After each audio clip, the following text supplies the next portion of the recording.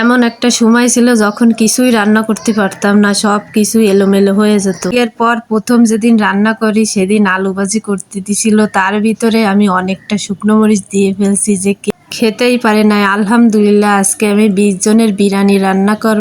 এই তো চুলাটা ধরায় কড়াই বসাই দিয়ে তেল দিয়ে দিছি, এর ভিতরে 1.5 কাপ পেঁয়াজ দিয়ে একটু ভালো করে নাড়াচাড়া করে বেরেস্তা করে নিয়ে উঠাই নিছি।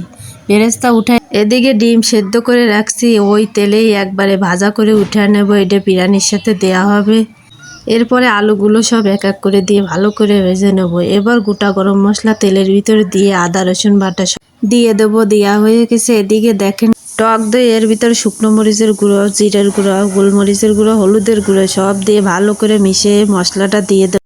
দেওয়া হয়ে গেছে। এবার ভালো করে কষিয়ে নেব, কষিয়ে একদম তেল ছাড়া পর্যন্ত কষাবো। কষানো হয়ে গেলে এর ভিতরে মাংসগুলো এবার দিয়ে দেবো।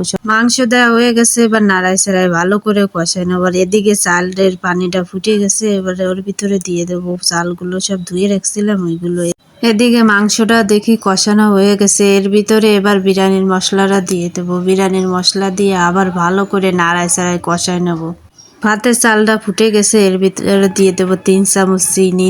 চিনি দেওয়া হয়ে গেছে। এদিকে মাংসের আর একটু পানি দিয়ে ভালো করে রান্না করে নেবো। রান্নাটা হয়ে গেছে, এবার পেঁয়াজ বেরেস্তা উপর দিয়ে দিয়ে দেবো, দিয়েই নামিয়ে নেব। এদিকে ভাতটা হয়ে গেছে, এখন বিরিয়ানির পাটটা করে নেব। বড় একটা হাঁড়ি নিয়েছি, ওর ভিতরে এবার ভাত এক এক করে দিয়ে দেবো। এক পাট দেওয়া হয়ে গেলে তার ভিতরে মাংসগুলো সব ঢালে দিয়ে ভালো করে চারিদিকে ছড়াই দেবো। ছড়ানো হয়ে গেছে, এবার আর যে ভাতগুলো আছে সেইগুলো উপর দিয়ে দিয়ে দেবো। দিয়ে সুন্দর করে পেঁয়াজ বেরেস্তা উপর দিয়ে সব ছড়াই দেবো। তারপর ঢাকনা দিয়ে ঢেকে গ্যাসে একদম কম জালে রেখে দেবো, তাহলে খুব সুন্দর ঝুরঝুরে